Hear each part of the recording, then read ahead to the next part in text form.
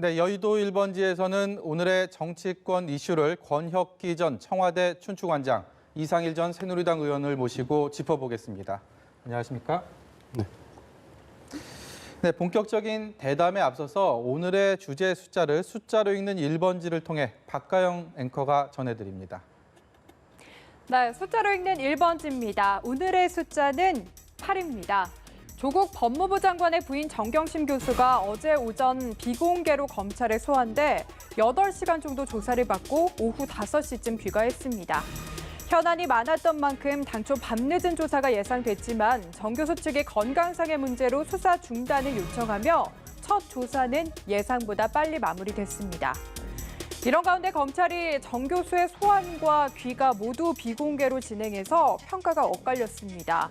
윤석열 검찰총장은 오늘 공개 소환을 전면 폐지하라고 전국 검찰청에 지시하기도 했는데요. 검찰이 정 교수의 추가 소환을 예고한 가운데 조국 장관이 현직 법무부 장관으로서 사상 첫 검찰 소환 조사를 받을지에도 관심이 쏠립니다. 정 교수의 첫 검찰 조사 8시간, 이후의 국면은 어떻게 펼쳐질까요? 지금까지 숫자로 읽는 1번지였습니다.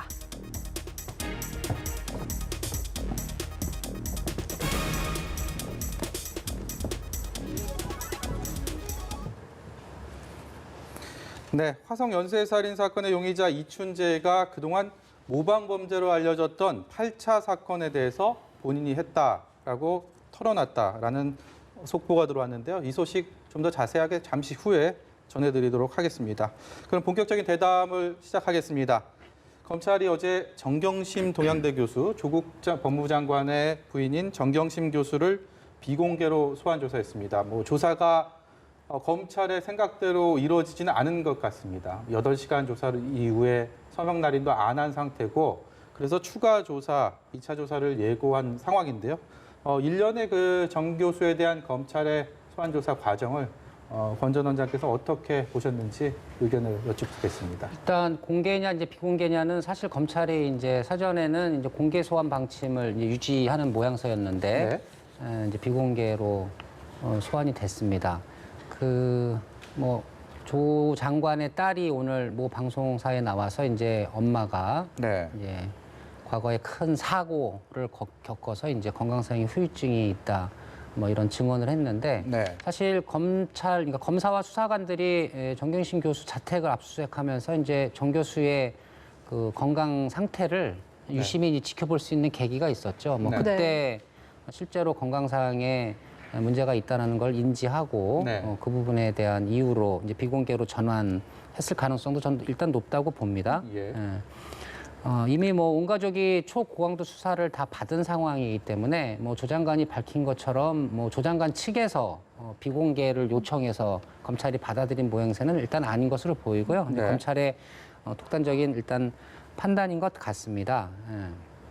그리고 이제 그 8시간 조사 만에 이제 건강상 이유로 중단을 했는데 검찰도 정경심 교수를 소환하기 전에 나왔던 보도를 보면 이번 한 번의 소환 조사로 조사를 완료할 생각은 없어 보였습니다. 이제 워낙 다뤄야 할 의혹 사건들이 많았기 때문에 최소한 2번 내지는 3번 이상의 소환 조사를 계획했었고 그래서 어저께 있었던 8시간 만에 조사 시간 자체가 정 교수에 대한 검찰의 수사에 무슨 나쁜 영향을 주거나 그래 보이진 않고요. 2차, 3차 소환 조사를 통해서 검찰이 나머지 수사를 마무리하지 않을까 이렇게 예상을 해봅니다. 이 의원께서는 조사 내용과 과정에 대해서 어떻게 보셨습니까? 도저히 납득할 수 없는 이런 지금 조사가 이루어지고 있다. 대통령이 인권을 이야기하면서 검찰에게 절제하라, 성찰하라고 한 다음에 검찰의 공개 소환 방침이 바뀌었단 말이에요. 그런데 검찰이 이미 압수수색할 때 우리 권혁기 전 원장이 정경심 교수 건강 상태를 확인했다고 하는데 그 압수수색 한 다음에 공개 소환하겠다고 입장을 냈어요. 그런데 대통령이 인권 운운하면서 검찰에 소위 말해서 절제 수사를 압박을 하니까 소위 시체말로 검찰이 쫀 거죠. 그래서 검찰이 지금 권력의 눈치를 보는 수사를 하고 있고 이 공인이 아니고 자연인이기 때문에 비공개 소환한다. 과거에 최순실 씨 자연인이었습니다. 최순실 씨 딸 정유라 씨 자연인이었어요. 다 포토라인에 섰어요. 아니 그런데 정경심 교수 아들 딸은 다 비공개 조사 받았지 않습니까? 그런데 지금 국민들이 왜 분노를 합니까? 특권과 반칙이 너무나 많기 때문에 정경심 교수에 쏟아지는 의혹들이 지금 10가지 혐의가 된다는 거 아닙니까? 그런데 조사를 8시간, 실제로 조사받은 시간은 5시간도 안 된다는 거죠. 뭐 식사도 하고 네. 변호인과 상의를 하고 그러면서 조서에 날인도 하지 않고 네. 진단서 몸이 아프다는데 진단서도 안 내고 오늘 다시 나오라니까 오늘 안 나오고 지금 검찰 내부에서 오늘 언론 보도 보면 부글부글 끓는다는 거 아닙니까? 네. 저나 다른 사람들이 이런 행태를 보인다면 바로 긴급 체포당했을 거라는 게 검찰 이야기예요. 그런데 대통령이 뒷배를 봐주고 있고 법무장관 부인이고 그다음 정경심 교수 조사에 매우 불성실한 걸로 알려지고 있습니다. 그래서 아나무인 조사다. 황후 조사를 받고 있다. 황제 대접을 받고 있다. 이렇게 말들이 나오고 있는데 8시간을 얼마나 조사를 했는지 몰라도 이제 앞으로 2차, 3차 조사는 이루어지겠지만 걱정스러운 건요. 검찰이 뭘 조사할지 이미 변호인과 정경심 교수는 알게 됐어요. 그러면 남편하고 입을 맞출 가능성이 얼마든지 있습니다. 게다가 오천족과 조범동 씨가 이제 구속이 돼서 공소장을 아마 지금 정경심 씨 쪽에서 입수했을 수도 있어요. 그러면 사모펀드와 관련해서 지금 공모 혐의를 받고 있는데 이에 대해서 얼마든지 정경심 씨와 변호인들이 대책을 짤 수가 있습니다. 그러니까 조사다운 조사가 안 이루어질 가능성이 크다. 근데 만약에 검찰이 이런 식으로 눈치 보는 조사를 한다면 결국은 특검으로 갈 수밖에 없다. 그리고 대통령이나 정권이 검찰개혁을 이야기하지만 검찰개혁의 본질이 뭡니까? 검찰의 정치적 중립성, 독립성 확보입니다. 검찰이 어떤 성역도 두지 않고 권력의 어떤 눈치도 보지 않고 철저히 제대로 수사하는 게 그게 검찰개혁이에요. 그런데 지금 정권은 검찰을 길들이게 하고 있는 거 아닙니까? 압박을 하고 협박을 하고. 그렇기 때문에 문제가 굉장히 큰 지금 조사가 이루어지고 있다. 그래서 혐의 내용이 앞으로 달라질 수도 있는 이런 가능성도 배제할 수 없다. 이럴 때 국민이 가만히 있겠습니까?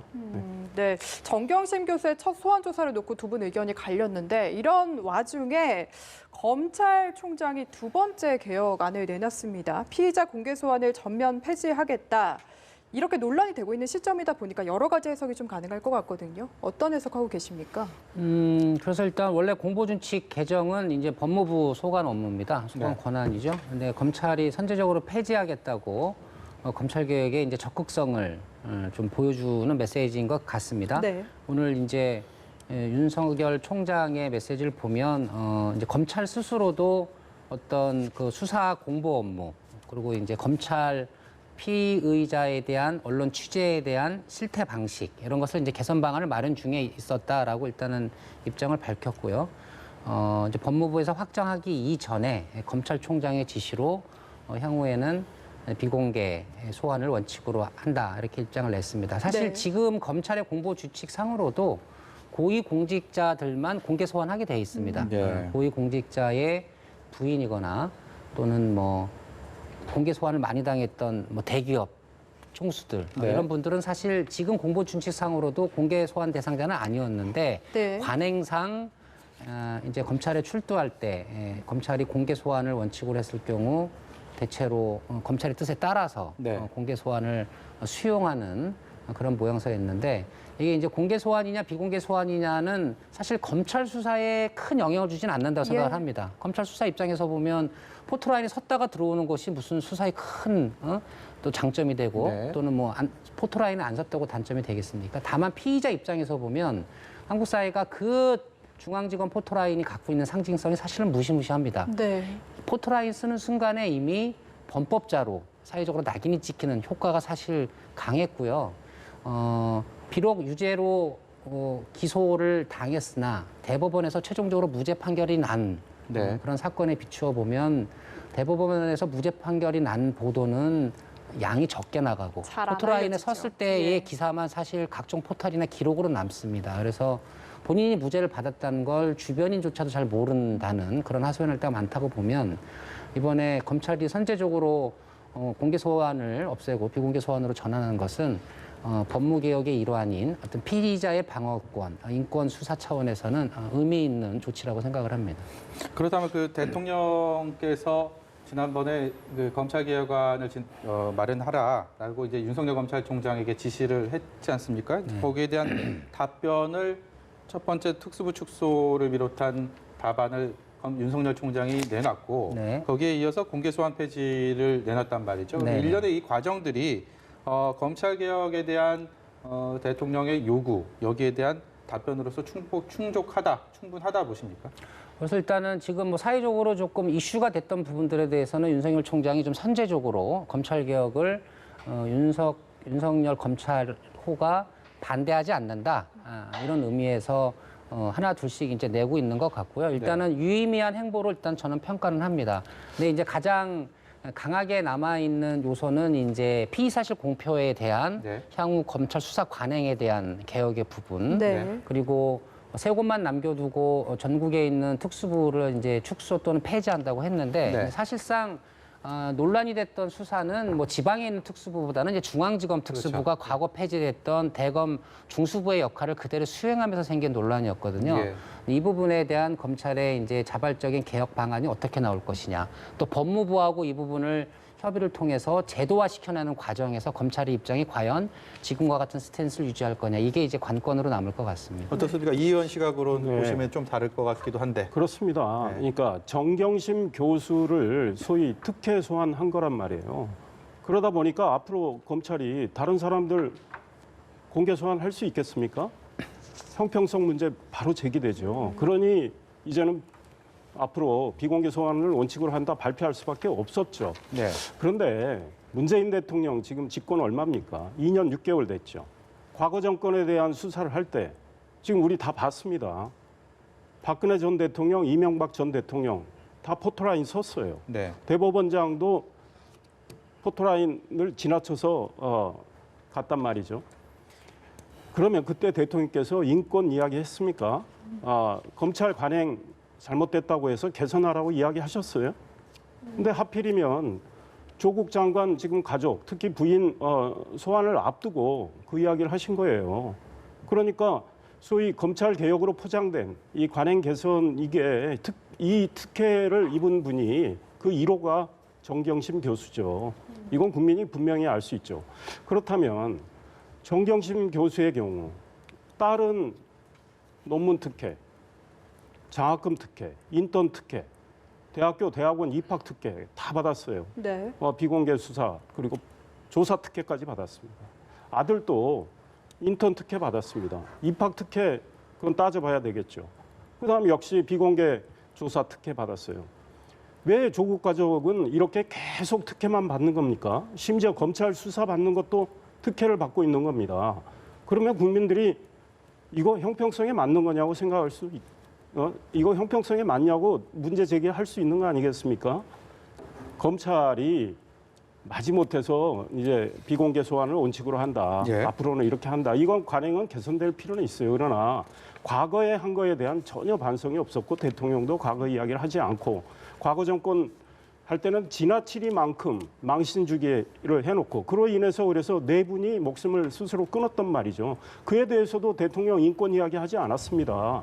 이런 데에 대한 전혀 문제의식 반성 전혀 하지 않고 있는 현 정권이에요. 그렇기 때문에 국민이 분노하는 거죠. 근데 이걸 좀 여쭤보고 싶어요. 검찰 입장에서 생각을 했을 때 그동안 조국 장관 관련 수사가 진행되다 보니까 이게 검찰 개혁을 좀 막으려는 그런 게 아니냐라는 여당의 지적을 받지 않았습니까? 여당이 말은 그렇게 하면서 검찰 압박하는 거죠. 검찰이 제가 이미 말씀드렸지만 검찰 개혁의 본질은요. 검찰이 모든 권력형 비리에 대해서 성역을 두지 않고 철저히 수사를 하도록 권력이 입김을 행사하지 않는 겁니다. 검찰의 무리한 수사 관행은 그 개선하는 건 그거는 사실은 부차적인 거예요. 그건 사실 검찰이 알아서 개선해 나갈 수도 있는 거예요. 그거에 대한 문제는 충분히 있어요. 그러니까 그걸 개선해 나가야 되지만 검찰 개혁의 본질이라는 게 뭡니까? 검찰의 정치적 중립성, 독립성 확보죠. 권력의 눈치 안 보고 검찰이 제대로 수사하는 거죠. 특수부를 과거에 좀 무리하게 운영한 건 사실입니다. 그런데 특수부가 하는 일이 뭡니까? 권력형 비리, 대기업 비리 이런 거를 특수부가 수사를 하는 거 아니겠어요? 예. 그런데 특수부를 이렇게 자꾸 축소를 해나간다. 그러면 그 권력형 비리 제대로 수사할 수 있겠습니까? 이런 문제의식도 가져야 돼요. 그러면 조국 수석이 민정수석 할 때 작년에 패스트트랙에 그 법안 태울 때 그 검찰개혁안 만들어놨죠. 그 검찰개혁안에 어떻게 돼 있습니까? 특수부 건드리지 않는 거였어요. 지금 국회에 올라가 있는 그 개혁안이 예. 검찰개혁안이 특수부 건드리지 않는 겁니다. 줄이지 않는 겁니다. 그런데 조국 장관이 장관이 되고 자기 가족이 이제 수사를 받게 된다니까 특수부 축소하라. 이러고 있는 거 아닙니까? 예. 이거 너무나 이율배반 아닙니까? 네. 이 검찰개혁 문제는 두 분께 계속 질문을 드려도 이 이슈만 가지고도 정말 시간을 한없이 두 시간 해야 끝없이 진행을 할 수 있을 것 같아서 이 부분에 대해서는 시청자 여러분께서 앞으로 윤석열 검찰총장의 검찰개혁이 어떤 방향으로 실제로 피부로 느낄 수 있을 정도의 개혁이 진행되는지에 대해서 유의 깊게 애정어린 시선으로 지켜봐 주시길 당부드리면서 조국 장관의 딸 조민 양이 어제 한 일간지어에서 잘 본인의 입장을 밝힌 데 이어서 오늘 오전에는 한 라디오 방송에서 인터뷰를 했습니다. 조목조목 자신의 입장을 털어놨는데 일단 그 인터뷰부터 듣고 말씀 이어가도록 하겠습니다. 저는 봉사활동이나 인턴을 하고 나서 받은 것을 학교에다가 제출했습니다. 위조를 한 적도 없습니다. 근데 주변에서는 이렇게 어머니가 수사를 받고 있는 저를 보호하려고 자신이 하지도 않은 그런 일들도 다 했다고 할 수도 있다고 많이 합니다. 저는 어머니께 말씀을 드렸는데 그렇게 하지 마시라고. 제가 아버지한테 인터뷰를 한다고 했더니 아버지가 반대가 굉장히 심하셔서 오늘은 물어보지 않고 그냥 왔습니다. 어차피 반대하실 거 알고 있기 때문에. 이게 부모님께는 제가 항상 그냥 어린 딸이기 때문에 걱정이 많으신데 저는 이제 성인이기도 하고 그리고 이것은 제 일이기도 합니다. 그래서 이 부분은 부모님을 통하지 않고 제 입장을 제가 직접 알리고 싶었습니다. 네, 조민 씨가 직접 입장을 밝힌 게 처음이다 보니까 굉장히 많은 이목이 집중이 됐는데 전반적으로 그동안 제기된 의혹들에 대해서 본인의 억울한 지점들을 많이 이야기를 했습니다. 어떻게 국민의 뭔가 이해나 공감을 얻을 만한 지점들이 있다고 보시나요? 오늘 보면 뭐 그 쏟아졌던 의혹에 비해서는 상당히 말을 아끼는 태도였다고 저는 보고요.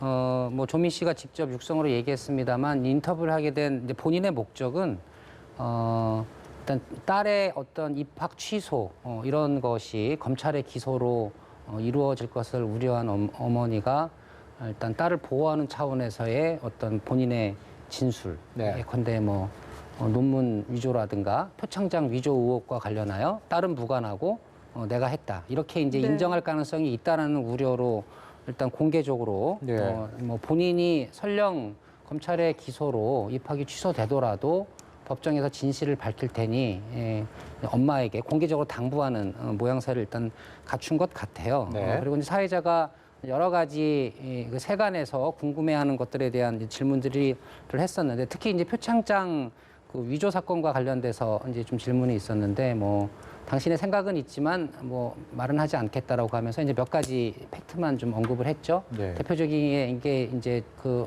딸이 봉사활동을 하지 않았다. 그리고 나의 결재 없이 표창장이 위조됐다고 진술해서 청문회 종료 전에 부인 정경심 교수가 사무소 위조로 기소가 되지 않았습니까? 이제 그 부분에 관련하여서는 봉사 기간 중에 최 총장을 만나서 인사도 했고 또 용돈까지 용돈도 받았다 하더라고요. 이런 이제 가벼운 팩트를 제기하면서 간접적으로 봉사활동이 없었다고 하는 최 총장의 진술에 문제가 있음을 이제 암시를 한 것 같습니다. 일단은 그 조민 씨 입장에서 보면 만에 하나 검찰이 표창장 위조, 사문서 위조 행사죄, 그러니까 이제 조민 씨가 받게 되는 범죄 의혹은 사문서 위조 행사죄죠. 그것을 이제 부산의전원에 제출하는 행위를 아마도 검찰이 기소 또는 뭐 사법 처리에 대해서 지금 논의하고 있는 것 같은데 그게 만약에 검찰의 기소로 대학원 입학이 취소가 되는 그런 상황이 올 수도 있다라고 본인은 지금 인지하고 있는 것 같아요. 예. 근데 그런 상황이 오더라도 본인은 일단 오늘 인터뷰상의 본인의 주장에 따르면 모두 다 정정당당하게 진행이 됐던 일이기 때문에 네. 본인이 책임지고 법정에서 진실을 밝히겠다. 뭐 이런 입장의 인터뷰인 것 같습니다. 예. 제가 보기에는 뭐 일단은 본인의 많은 심적 갈등이 있을 것 같아요. 그럼에도 불구하고 저렇게 나와서 이제 주장하는 거에 대해서 우리 국민들이 얼마나 진솔한 순수성을 받아줄까 이제 이런 생각은 들어요. 그러니까 예. 일종의 좀 동정심을 유발하기 위한 그런 의도가 있지 않았느냐고 볼 수도 있어요. 그런데 지금 동양대 표창장 위조와 관련해서는 검찰이 굉장히 자신하고 있는 걸로 알려지는 거 아니겠습니까? 예. 뭐 이제 재판을 받겠지만 재판정에서 그 위조 과정 모든 거에 대해서 보여주겠다. 네. 동양대에 가서 뭐 하루 이틀 봉사를 했는지는 모르겠습니다. 그래서 총장 만나서 인사를 했는지 모르지만 동양대 관계자들이 제대로 봉사활동 안 한 걸로 많이 증언을 하고 있고요. 그다음에 한국과학기술연구원, 키스트, 거기서 이미 공식 답변 내놨잖아요. 3주 인턴하는 거로 돼 있었는데 닷새 나왔다가 사정 설명도 안 하고 그만뒀다. 그런 서울대. 보도도 있었죠. 네. 네, 그게 그쪽의 공식 입장으로 알고 있습니다. 그다음에 서울대에서 국감에 자료를 냈지 않습니까? 저 조국 장관 딸 인턴 기록 없다. 예. 예. 아들도 기록 없다. 이러면 어디서 인턴을 했다는 이야기입니까? 그런데 뭐 인턴을 했다. 뭐 표창장 위조하지 않았다. 그러니까 내 말 믿으라면 믿어라. 이런 이야기밖에 더 됩니까? 지금 검찰이 수사하고 있으니까 네. 다 낱낱이 밝혀지겠죠. 그렇다면 오늘 한 이야기가 또 조국 장관처럼 기자간담회에서 국회 인사청문회에서 거짓말 얼마나 많이 했습니까? 오늘 그 따님이 한 이야기도 또 하나의 거짓말로 추가될 가능성이 굉장히 있어요. 그러면 가족은 왜 이렇게 거짓말을 잘하느냐? 장관을 비롯해서 부인, 딸까지. 예. 국민들이 더 아마 화가 날 것 같아요. 확인이 된다면. 네. 근데 이미 확인된 것도 있단 말이죠. 위조 문제와 관련해서 인턴 문제와 관련해서 사실은 거의 사실이 확인된 상황이라고 볼 수도 있단 말이에요. 그런데 아니라고 하면 내가 아니라니까 믿어라. 그걸 국민이 어떻게 믿습니까? 네. 어쨌든 거짓말을 한 건 아니고요. 이게 법정에서 가려져야 네네. 될 좀 문제가 다툼의 여지가 아닐까 있고요. 싶죠. 예. 이제 이 교수님이 말씀하신 그런 보도와 진술이 있는 것도 사실입니다. 저도 네. 봤습니다. 근데 반면에 조민 씨의 주장을 입증하는 관련 직원들의 또 인터뷰 증언도 있어요. 예컨대 법인권법센터 같은 경우에 그 발급을 직접 해줬던 직원이 인터뷰를 한 내용을 보면 예. 자신들이 실무자선에서 발급을 하지 일일이 센터장한테 보고하지 않고 발급을 하기 때문에 센터장이 모를 수도 있다. 이런 증언을 한 것도 있고요. 그리고 인권법센터의 그 인턴 생활하는 기간 안에 참석했던 세미나에 참석했던 동영상 이런 부분도 조민 씨가 확보를 해서 어떤 그런 활동을 하지 않고 받았다는 것에 대한 반증으로 법정에 제출하겠다는 진술도 있어서 저는 일단은 이 쌍방의 진술을 토대로 진상을 규명하는 네. 사법 처리 과정이 필요하다. 저는 이렇게 네. 봅니다. 그 말씀에 한 말씀만 짧게 네. 반박을 한다면 같이 인턴했다는 학생이 있잖아요. 단국대 장영표 교수 아들, 예. 논문 제일 저자로 해준 그 교수의 아들. 조국 장관 딸이 연락 와서 세미나에 한 번 간 거다. 그거 말고는 인턴하지 않았다고 이야기했습니다. 그러니까 소위 말해서 인턴십 증명서를 받아내기 위해서 세미나 한 번 간 걸로 보여요. 그 다음에 그 아들의 그러니까 단국대 교수 아들의 증언에 따르면 인턴십 증명서도 자기가 낸 게 아니잖아요. 조국 장관 딸이 다 알아서 학교에 갖다 냈다는 거 아닙니까? 네. 그런데 지금 조국 장관 집에서 나온 그 컴퓨터에 그 인턴십 증명서가 조국 장관 딸 것도 있고 단국대 교수 아들 것도 있고 네. 다 그렇게 돼 있는 거 아닙니까? 그러면 우리 국민들이 합리적 의심을 충분히 할 수 있다. 네. 조국 장관 딸이 과연 사실에 부합하는 말을 하고 있는가? 예. 제가 보기엔 아니라고 보는 거죠. 네. 예, 지금 두 분의 말씀은 앞서서 검찰 개혁에 이어서 또다시 크게 엇갈리고 있습니다. 이 또한 지금 기소되어 있는 정경심 교수 그리고 만일 조국 장관의 딸 조민 씨가 만일 기소가 된다면 이 또한 법정에서 다 다퉈야 되는 사안들이라고 생각합니다. 네, 사실 더 문제는 지금 이 조국 장관 상황으로 인해서 국론이 양분되고 있는 이 상황이 아닐까 싶은데요.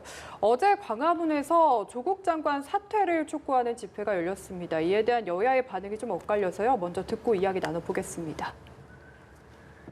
어제 집회에서 제1야당 인사들이 도를 넘는 막말을 남발을 했습니다.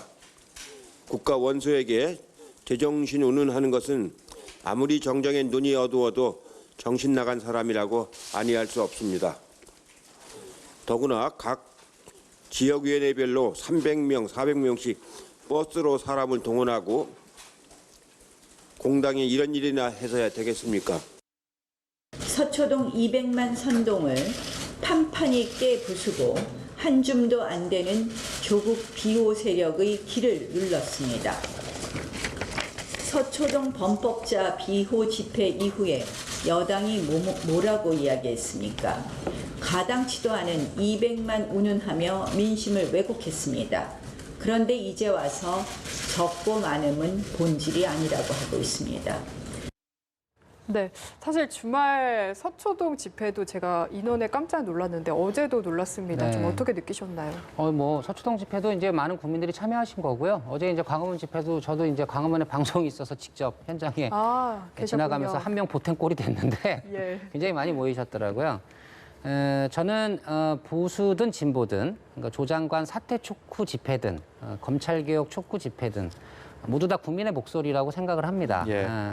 정치권이 양쪽 참가자 국민들의 숫자를 가지고 이렇게 민의를 재단하는 건 결코 옳은 태도 같아 보이지는 않아요. 예. 그 집회를 주최한 주최 측, 시민단체 측에서야 얼마든지 이제 본인들의 나름 성과이기 때문에 많이 모였다는 걸 과시할 수 있지만 네. 진보 쪽 참가자의 숫자를 야당이 폄하하고 또 보수 쪽 참가자의 숫자를 뭐 여권 측에서 폄하하고 이것은 숫자를 폄하하는 것이 아니라 국민의 목소리, 민의 자체를 폄하하는 행태이기 때문에 네. 저는 그것은 옳지 않다 이렇게 생각을 합니다. 예. 예를 들어 100만 명이 모였으면 민의이고 10,000명이 모였으면 데모인가요? 저는 그렇게 그건 아니죠. 잣대를 들이대는 건 잘못됐다고 보고요. 1인 시위를 할지라도 국민들의 목소리라면 정치권은 여야를 떠나서 경청하는 자세로 들어야 한다고 생각을 합니다. 뭐 어제 광화문 집회 같은 경우에도 종교단체나 보수적인 시민사회 단체 등이 주도하면서 이제 많은 분들이 광화문을 가득 메우고 집회를 했었습니다. 좀 안타까웠던 건 저는 한국당이 굳이 당 차원의 집회를 같이 개최를 해서 일반인들의 집회의 의미를 퇴색할 필요가 있었을까 생각을 합니다. 한국당은 그냥 참관자의 역할로 가고 오히려 그냥 일반 종교단체와 일반 시민사회 단체의 주도로만 마무리가 됐다라면 그거 예. 훨씬 더 어제 광화문 집회에 참석했던 일반 참가자들의 의미를 더 키웠던 그런 집회를 끝나지 않았을까 싶고요. 뭐 내일도 아마 서초동에서 이제 검찰 개혁을 촉구하는 또 촛불 집회가 이제 예상이 됩니다. 예. 그 또한도 마찬가지라고 생각을 하고요. 순수하게 시민단체와 시민들의 집회로 두고 정치권은 관여하지 않는 것이 옳은 태도다 이렇게 봅니다. 이 서초동 집회 이후에 대통령도 그렇고 청와대, 여당, 조국 장관 뭐라 그랬죠? 검찰 개혁을 이렇게 요구하는 국민이 이렇게 많아서 놀랐다. 그 대통령이 검찰 개혁하라고 이야기한 거죠. 예. 그러면 어제 그 집회를 보고 대통령은 뭐라고 하셔야 될 겁니까? 아직까지 특별한 예, 뭐 반응은 없죠. 없었죠. 청와대 반응 예. 없죠. 문재인 정권 퇴진을 요구하는 국민들이 이렇게 많은 걸 정말 뼈저리게 느끼고 반성도 해보겠다. 이렇게 성찰하겠다. 이렇게 말씀하셔야 되는 거 아니에요? 이 민주당이 서초동 집회에 참여 안 했나요? 민주당 당직자 회의 그 내용 보도됐죠. 예. 예. 민주당임을 드러내지 않고 동원하라. 예. 내일 또 그런다는 거 아닙니까? 한국당은 좀 노골적으로 동원한 거. 그런데 저는 제 주변에 말이죠. 어떤 정당에도 속하지 않고 정치에 큰 관심이 없고 솔직히 좀 소시민적으로 살아오는 분들이 도저히 이 정권이 하는 거 못 참겠다. 아니 조국 장관이 누려왔던 그 가족이 누려왔던 특권과 반칙 특혜가 말이죠. 이게 어떤 좌파의 또 우파의 어떤 이념적 산물입니까? 이거는 좌파든 우파든 잘못을 했다면 네. 당연히 소위 말해서 법적 처벌을 받아야죠. 소위 진영 말해서 갈등의 공정과 문제가 정의의 아니라, 네. 문제입니다. 공정과 정의의 문제예요. 그래서 좌파 진영에 있는 진중권 교수니 또 뭐 참여연대 공동 집행위원장이니 뭐 말이 안 된다 조국 장관 하는 거예요. 이 행태는 정말 납득할 수가 없다. 네. 그래서 대학생들이 어제 전국 대학생들 연합이 대학로에서 집회한 거 아닙니까? 네. 정의와 공정의 문제를 가지고 지금 비판하고 있는 거예요. 그렇다면 정의와 공정의 차원에서 대통령은 이 문제를 다뤘어야 되는데 자꾸 진영 논리로 몰고 가시는 게 지금 대통령이고 정권이고 여당이란 말이죠.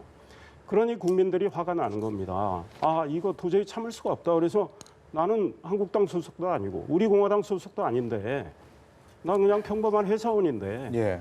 나 휴일 반납하고 나가겠다. 제 주변에 너무 많아서 저도 놀랐어요. 저도 현장에서 봤지만 네. 그런 분들이 압도적이었습니다. 아니 민주당에서 오늘 그런 이야기한 걸로도 보도가 되던데 의원들끼리는 동원을 정말 열심히 해도 저런 동원은 할 수 없다. 저런 인파가 몰려들 수는 없다. 예. 그러니 소위 말해서 열받아서 화가 나서 분노해서 이 정권에 대통령에게 정말 민심의 소리를 제대로 듣게 해주자 작심하고 나온 겁니다. 네. 그런데 뭐 동원이 전부인 양 폄하를 한다. 숫자가 이제 와서 중요하지 않다. 이런 이야기 하는데 숫자 이야기도 민주당이 맨 처음에 서초동 집회 200만 뻥튀기를 해놓으니까 그거에 또 열받아서 나온 분들도 많다는 거 아닙니까? 그러니까 지금이라도 대통령은 정의와 공정의 차원에서 조국 장관 문제를 다뤄야 돼요. 네. 그렇다면 이미 과거에 장관 후보자 중에 물러난 사람들 대통령 논리가 너무 옹색하잖아요. 불법이 확인되지 않았으니 조국 장관 임명한다. 예. 과거에 물러난 사람들이 불법이 확인돼서 물러났습니까? 도덕적으로 예. 많은 문제가 있고 국민 여론이 이 사람 장관 자격 없다고 해서 물러나게 하고 지명 처리하고 한 거 아닙니까? 예. 조국 장관은 그에 비하면 지금 100번도 물러나게 했어야 되는 거죠. 네. 지금이라도 대통령은 파면을 하는 게 옳다 이런 생각입니다. 그리고 나라를 이렇게 두 쪽 내고 있는 것이 지금 대통령의 이런 오기가 묻어 있는 이런 밀고 가기 때문에 이렇게 나라가 두 쪽 나고 있다 이런 지적하고 싶어요. 네. 그 이념과 성향의 정치적인 성향에 상관없이 이번 일련의 집회들을 보면서 국민들의 피로감이 가중되고 있는 것은 사실인 것 같습니다. 그리고 이를 둘러싼 가짜 뉴스들도 이렇게 횡행하면서 그걸 두고 문희상 국회의장이 오늘 국론 분열의 한계선을 넘는 위중한 상황이라고 얘기를 하면서 여야의 자중을 촉구하기도 했는데요.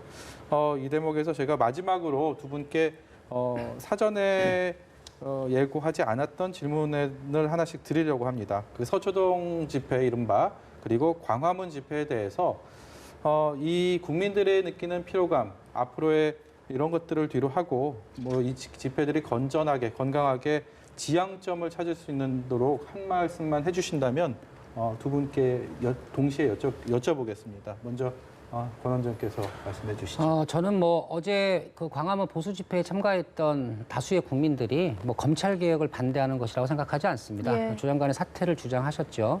또 지난 서초동에 모였던 촛불을 든 시민들도 뭐 조 장관 가족의 의혹이 모두 다 거짓말이고 무죄다 이런 네. 주장하려고 모신 건 아니라고 봅니다. 본질이 네. 검찰 개혁이다 이 주장을 이제 담으려고 하셨다고 보고요. 여론조사를 보더라도 우리 국민들은 굉장히 현명하고 멀티로 판단하고 있다고 저는 봅니다. 네. 조 장관 사퇴가 옳다라는 여론이 과반을 넘습니다. 그럼에도 검찰 개혁이 필요하다는 여론도 70%에 육박하거든요. 네. 그래서 저는 정치권보다 훨씬 더 우리 국민이 멀티적으로 판단하고 있고 현명한 정치적 판단을 내릴 수 있는 능력이 있기 때문에 서초동 집회든 광화문 집회든 이 집회를 어떤 정치적 새몰이 싸움으로 모는 행위를 중단하는 게 일단 정치권은 우선이다. 저는 그렇게 봅니다. 네. 조국 장관 수호가 검찰 개혁이 아닙니다. 그런데 지금 여당에서 검찰을 너무 압박을 하고 있죠. 심지어 윤석열 사퇴하라는 이야기까지 나온 거 아닙니까? 그리고 지금 수사하는 검사들 고발까지 하고요. 조국 장관 수사가 대통령이 임명장 줄 때 이야기했죠. 장관이라고 검찰 일 하라고. 검찰이 검찰 일을 제대로 하도록 지켜보는 게 그게 검찰 개혁이 일단 시작이에요. 그러니까 조국 장관 수호, 비호하는 거를 여당은 중단하는 게 맞고요. 아마 우리 시민들, 국민들께서는 굉장히 저는 현명하다고 봅니다. 그러니까 저렇게 대거 광장에 나왔지만 나름대로 이성과 상식을 가지고 질서를 유지하는 모습이 뭐 보이지 않습니까? 그렇기 때문에 지금 나라가 양분돼 가지고 이렇게 소모전이 벌어지고 있는 이 상황의 엄중함에 대해서 대통령이 심각히 생각을 하시고 그 해법은 일단 조국 장관 퇴진시키는 거예요. 네. 지금 문희상 국회의장이 표면만 이야기한 겁니다. 예. 뭐 양쪽의 갈등, 뭐 혼란스럽다 표면만 이야기했는데 표면에 더 들어가야죠. 그러면 문희상 국회의장이 이 나라의 이 심각성을 생각한다면 대통령께 진언해야죠. 조국 장관 파면하라고. 그렇게 해서 소위 말해서 일단 해법에 물꼬를 트는 이거를 대통령이 해줘야 된다. 이런 말씀 드리고 싶어요. 네, 권혁기 전 청와대 춘추관장, 이상일 전 새누리당 의원과 함께했습니다. 말씀 감사합니다.